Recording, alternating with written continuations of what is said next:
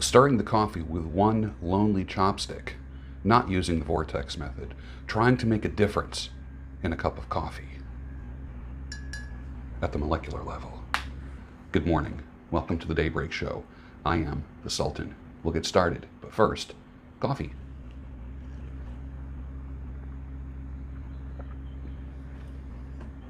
Surprisingly good, and it's no surprise that I roasted it myself. If you want something good and you want to get it done right, many times you have to do it by yourself, and that is not just in the coffee world. Ever just take a cigar in the wrapper, open it up, take it out, smell it? It's nice. Put it back in the wrapper. Stick it in your pocket if you had a pocket. Keep it around you all day. Every now and then, you just pull it out of the wrapper and just enjoy it. And you build up the anticipation for when you're going to have it later on that night. I have found that when I do that, it just smokes so much better. It just, you've deserved it. You earned the right to have this. I like doing that.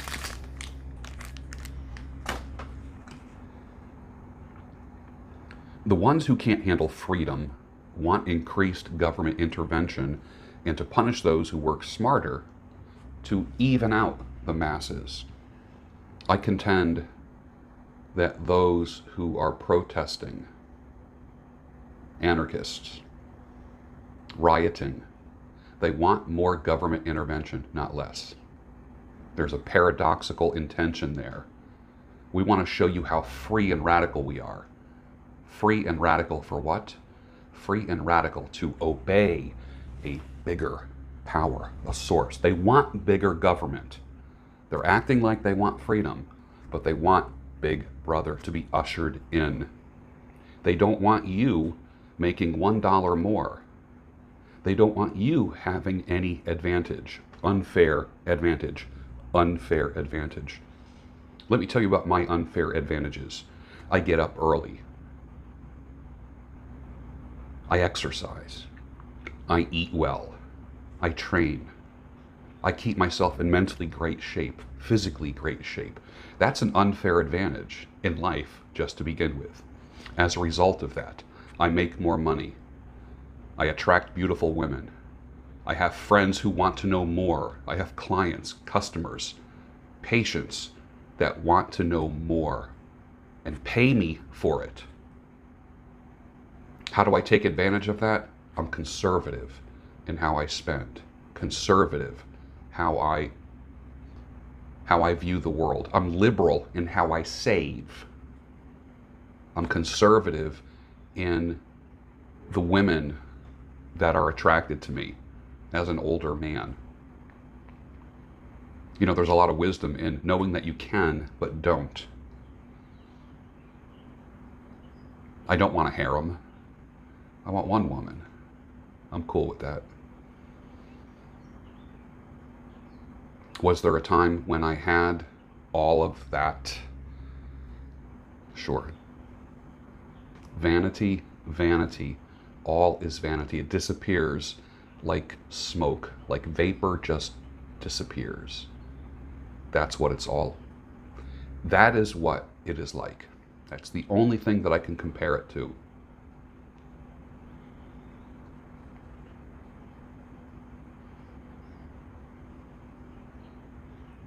Over the years, I developed a quiet, steady confidence. I rose slow and steady. It's a nice place to be in life. And I'm still striving, but slow and steady. I'm not grinding. I don't go back to the grind on Monday morning. I'm not living the dream. How's it going? Oh, I'm living the dream. I never met a person who responded like that who actually meant it. I might be the only person that you know that if you said to me, how you doing? I would say I'm living the dream, because I really am. It's not a sarcastic response. I never say back to the grind on Monday morning. I never cynically say I'm living the dream, which means what? You're a hamster on a hamster wheel that's going nowhere. I can tell you every step I take is not on a treadmill. I'm actually gaining ground with every movement I make. When I stop recording this, my day, I'm gaining ground all during my day today. I'm not grinding, but it's slow and steady. New goals keep you going. You are never too old or too worn out or too cynical to have new goals in life and a new meaning in life. I'm happy as a single man. It's going to take a heck of a lot to change that. Super happy. But I'm not angrily single. I just have a nice life. It's uncomplicated, resourceful. Life is really good. I want to be an example for you. So you can say, he's got a really nice life.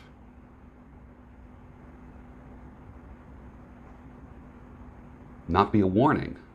Ooh, I wouldn't want a life like that. What do they say? Your life serves as an example or as a warning? What does yours serve as? Let's get started.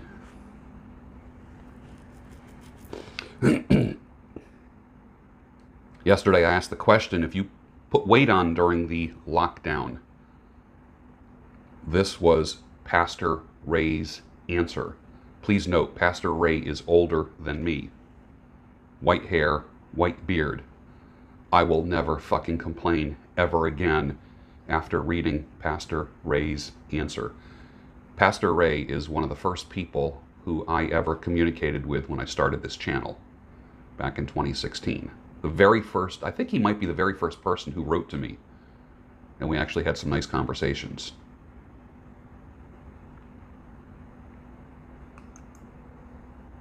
Pastor Ray says, lockdown is a term for inmates. Don't ever use it. Ever. When someone puts the word ever after a sentence, that's like putting 20 exclamation marks. Don't ever use it. Ever. 2, during my voluntary quarantine, which is what he's calling it, not a lockdown. During my voluntary quarantine, I lost 40 pounds. Now, Pastor Ray is a power lifter. Watching him deadlift and squat and looking at some of his numbers blows my mind. Blows my mind. We're talking world-class stuff here. I lost 40 pounds. I can do 50 push-ups consecutively, 300 crunches consecutively, dropped my blood sugar 30 points, and started on my 5th earned doctorate. Started another YouTube channel for people suffering from anxiety and depression, set new life goals. 3, improvised, adapted, and overcame. Pastor Ray. That's what he did. You know, remember when you'd go back to school and you'd have to write or stand up in front of the class and say, what I did during my summer vacation. Some of you remember, was it Cheech and Chong? What I did during my summer vacation. I woke up, went downtown, hung out by the drugstore. The second day of my summer vacation, I woke up. Most of you are too young to remember that. Pastor Ray told me what he did during his voluntary lockdown, and I'm blown away. Now that's some summer vacation. What did you do on your summer vacation? I remember in the 70s when some churches started calling themselves worship centers. Since then, the weird names started flowing, over trying to not sound like a church. What are some of the stupidest church names you've ever heard of? Put your answer down below. Let's make fun of churches. I went from Pastor Ray, who I respect, to churches. But you know what? Churches bring it on themselves with their dumb names. They really do. Honestly. What are some of the stupidest church names you've ever heard of? One person said they know a church that called themselves The Gathering. Another one has a church called a place of refuge. The Crossing. Okay. It's a warehouse with a parking garage. One person said, I'm pretty sure I've seen the word unchurch. Let's go to the unchurch.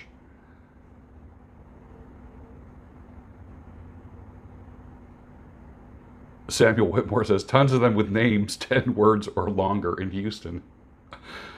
Oh, the Harbor. Christian City. I mean, they just get weirder and weirder, and I'm not making fun of Christians. I guess I'm just making fun of the over-trying. Trying too hard to be something. Remember what I taught? Believe what they... Well, I would say this originally for men, but I can actually say it's for human beings. I used to say, believe what she does, not what she says, and then it evolved to believe what they do, not what they say. And with churches, I'd rather honor and respect what they do, the results, not their stupid names. That's too funny. Instead of wondering where your next vacation will be, maybe you should set up a life that you don't need a vacation from.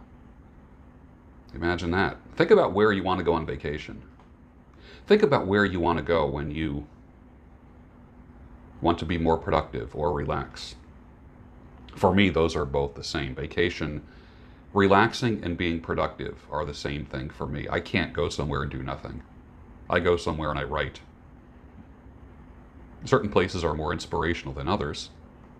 Being in the city is not inspirational for me. Being in the country, being in the mountains, being in a treehouse, being in a cabin, being in a writer's shed, looking out over a river, a stream, or a lake, or on a beach is much more inspirational for me than hearing trains, buses, cars, urbanization. Some people like that. I don't. Past few months have made it very clear and proved my point. Cities are not the place you want to be, right?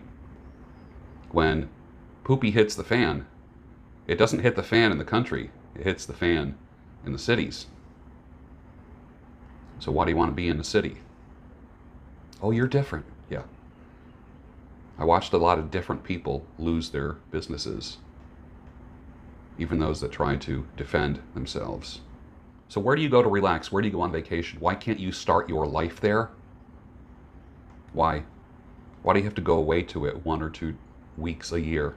Why not live there and be productive? Because think about this. I'm speaking in very broad brushstrokes. Women can read a book on a beach for hours. Men can read a magazine or listen to a podcast, but not for hours. We have to do something. I can't spend all day on a beach. Oh my God, that would drive me nuts. I like being in the sun. My suntan regimen is this: a half hour on each side. That is it. And it's never between 12 and 3. I usually, if I'm going to lay in the sun, number one, I'm not just laying in the sun. I'm reading or listening to a podcast. And that's usually from 11 to 12 or from 3 to 4. I'm never out in the sun during just laying there getting baked between 12 and 3. If I'm working out in the yard, if I'm working outside, if I'm washing a car, that's a different story. I have a life currently that I shared with you where I don't need a vacation. I don't long for a vacation at all. I'm not dying inside to get a vacation because my life is an escape from everyone else's life. Nobody has a more peaceful life than me. And my life is operated by sanity, clarity, and reason, not wishing and hoping. As you've heard me say in the past, wishing and hoping is not a strategy. I was thinking about Susie Kilbanks yesterday, thinking about living in a cottage on the river. That river is never the same river from minute to minute. What was up here 5 minutes ago is now down here. The river is always changing. It's always bringing new things. I was thinking about lakes and streams, rivers, the ocean. I like rivers and oceans. Lakes are cool, but think about it. The ocean is always bringing newness in and taking the oldness out. Rivers are flowing. What was once in front of you is now downstream and out of sight. I like the idea of freshness coming in. Susie living on the riverbank in a cottage. When I watch her videos on Instagram, I just think to myself, man, I could see myself there. Saving the man almost always means to save the marriage. And the wife cannot be the one doing the saving. Sorry, ladies. That's not your job. He needs a friend, a mentor, a coach, an advisor. If you try to do it, ladies, it's called nagging. Save the man, and almost always you will save the marriage. Do you know what it's like to get 80 to 100 emails and messages a day, direct messages? Welcome to my world. I'm not complaining. I enjoy it because it helps me fine-tune the direction of where I'm going. So when I get an email from someone who says, you've helped me as a man, you helped my marriage, and I reply, tell me specifically how I helped you. And the person replies this: there are many things, but two significant areas are as follows. I left the wooing and affectionate stage after being newly married. I began to feel distant from her. She felt it as well, but without saying. In the area of touch, you were telling husbands to give affectionate touch to their wives, not just purely sexual touch. So I began to practice the affectionate touch once again. My attention and caring love is back on her. I've been told many times to love my wife as Christ loves the church. After a while, I began to fully understand that Christ-like love, not only with affectionate touch, but with servant-like actions. You show your love in many different ways, not just through your words. If you are too much of a I love you couple, I guarantee you, you might be lacking in the servant area of life in your marriage, or the affectionate touch. Less I love you and more I wash the dishes for you, honey, and vice versa. Like that door swings in both directions. This isn't just for men. Be the rock, he says. I always struggled with making concise decisions and confiding man struggles with my wife. You are right, George. She seems to want to hear them, but it has the opposite effect.